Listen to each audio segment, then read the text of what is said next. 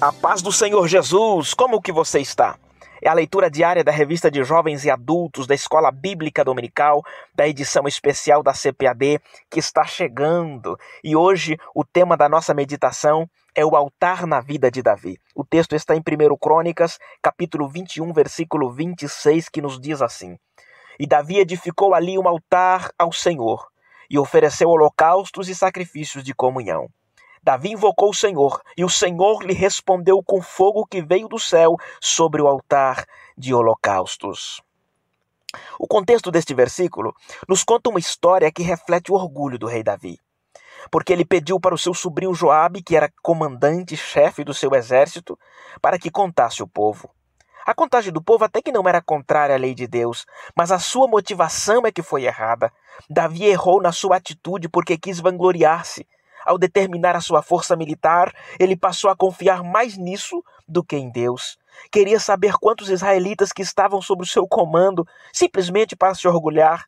E no capítulo 21, em versículo 1 de 1 Crônicas, diz que foi Satanás quem incitou a Davi para fazer o censo. Você já imaginou isso? O homem dos grandes salmos, o homem de intimidade com Deus, agora dando ouvidos ao diabo. O próprio Joabe percebeu o erro, tentou alertar o rei. No entanto, Davi estava embebecido no orgulho da sua grandeza. E com isso nós aprendemos que nós podemos fazer coisas certas, mas com motivações totalmente erradas. Ou seja, fazer o bem para se aparecer e não para glorificar a Deus. Você já viu alguém dar um prato de comida, dar um marmitex para um pedinte, mas antes tem que fazer uma selfie para ir para as redes sociais? Ou então alguém envolver-se na obra de Deus em busca de status simplesmente e não visando o crescimento do reino de Deus? É tanto que se o pastor, o seu líder, chegar e pedir o cargo, muda de igreja ou simplesmente torna-se um desigrejado. Você já viu isso? Acaba por fazer uma boa ação, mas motivada pela cobiça, pela inveja, pela arrogância ou até mesmo pelo egoísmo. Ei, nós precisamos colocar na balança constantemente nossos motivos antes de agirmos, para verificar se não há atitudes de pecados neles. Quando Davi recebe o relatório de Joabe que o seu exército tinha um efetivo militar de 1.100.000 soldados que arrancavam espadas, e ele ainda estava alimentando seu orgulho, veio uma amarga notícia para Davi. O Senhor Deus feriu a Israel. Que triste notícia, hein? Neste momento ele cai em si, entende o grave erro que ele havia cometido. Então entra em cena o profeta Gade, que foi enviado por Deus para lhe propor uma escolha dificílima. A escolha era esta: 3 anos de fome, 3 meses fugindo de seus adversários, perseguido pela espada deles, ou 3 dias da espada do Senhor, isto é, 3 dias de praga, com o anjo do Senhor assolando todas as regiões de Israel. Decida agora como devo responder àquele que me enviou, o profeta disse. Esta foi a palavra do profeta. E agora, Davi? Que resposta dar ao Senhor através de Gade? E nos versículos 13 e 14 estão a resposta de Davi e, consequentemente, a ação de Deus. Nos diz assim o texto: Então disse Davi a Gade: Estou em grande angústia. Caia eu, pois, nas mãos do Senhor, porque são muitíssimas as suas misericórdias, mas que eu não caia nas mãos dos homens. Mandou, pois, o Senhor a peste a Israel, e caíram de Israel 70.000 homens. E tem mais. Deus ficou tão irado com a atitude de Davi, que ele estava decidido a destruir a cidade de Jerusalém. O versículo 15 nos diz: E Deus mandou um anjo a Jerusalém para destruir. E destruindo-a, ele, o Senhor, olhou e se arrependeu daquele mal, e disse ao anjo destruidor: Basta, agora retira a tua mão. E o anjo do Senhor estava junto à eira de Ornã, o Jebuseu. Quantos inocentes morreram pela decisão arrogante do seu líder Davi? A verdade é que as consequências do pecado têm um efeito dominó, principalmente quando se trata de alguém que exerce influência sobre outros. Deus permitiu que ele visse o anjo destruidor que estava entre a terra e o céu com uma espada, ainda desembainhada na mão, estendida contra Jerusalém. Davi então convida os seus ministros. Convida os seus líderes, os seus conselheiros, os seus anciãos e cobrem-se de pano de saco, se prostra com o rosto em terra, reconhecendo que aquelas 70.000 pessoas mortas não mereciam ter pago com as vidas pela sua decisão inconsequente.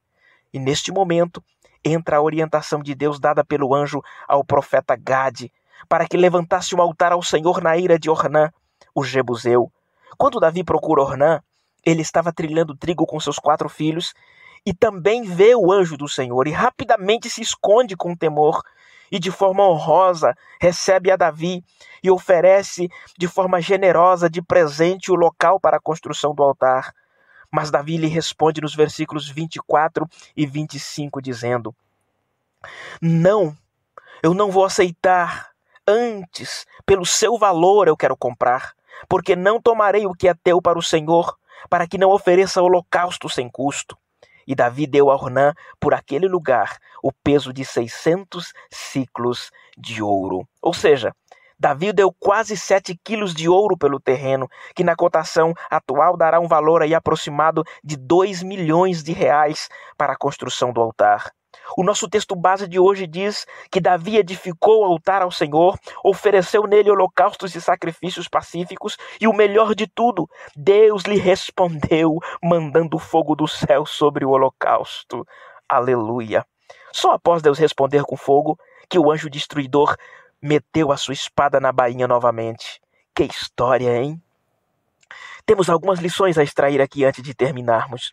A primeira lição a tirar é: não seja autossuficiente. Não confie nas suas próprias forças. Por mais preparo que você tenha, seja dependente de Deus nas suas decisões. Independentemente de quanto dinheiro tenha, de quantas formações acadêmicas você possui. Ao ser tentado, examine seus desejos interiores. Tente descobrir por que a tentação está sendo tão atraente para você. A segunda lição: quando errar, admita o seu erro como fez Davi. Seja responsável por suas consequências, por suas próprias decisões. Quantas pessoas querem usufruir das bênçãos de Deus, mas sem reconhecer a sua vida de pecado e as suas culpas pessoais? A terceira lição: esteja consciente de que todo pecado traz graves consequências.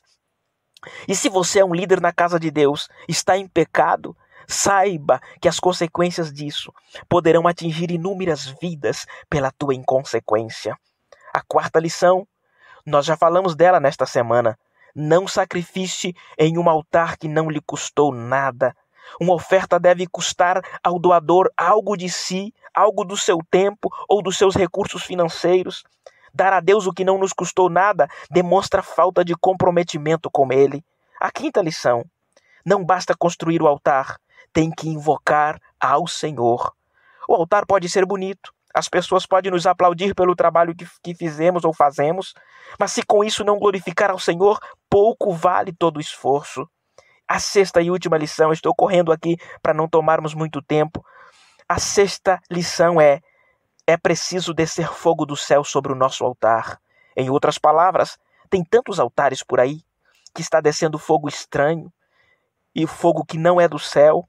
Que o Senhor se compadeça de nós, que o nosso altar venha a ser de comunhão com Ele e que a presença do Senhor seja constante em nosso viver. Vamos orar? Eterno Pai, Deus de bondade, neste momento nós te agradecemos pela Tua palavra.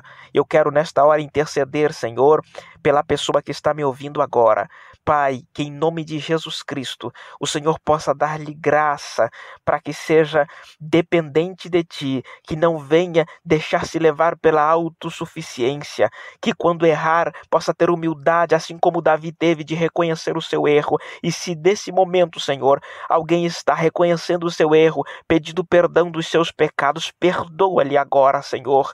Pode ser que alguém que está me ouvindo agora está sendo assolado porque pecou contra Ti e não foi humilde o suficiente para reconhecer, mas neste momento está voltando-se para Ti. Perdoa-lhe, dê da Tua graça, responda, faça com que esta pessoa venha construir o seu altar com dignidade, com aquilo que lhe custe algo, e que o Senhor venha manifestar a Sua presença em sua vida. Em nome de Jesus, nós pedimos e nós te agradecemos. Amém. Amanhã ainda nós teremos a nossa leitura diária, mais uma leitura diária desta semana. Que Deus abençoe a sua vida, que Deus esteja contigo neste dia. Um grande abraço, fique com Deus. Pra você matar, você diz eu não posso, ele diz sou contigo. Para que ganhar? Deus não busca quem sabe, ele quer ensinar. Busca incapacitado pra capacitar. Deus ainda procura guerreiro na terra. Deixa Deus te usar. Deixa Deus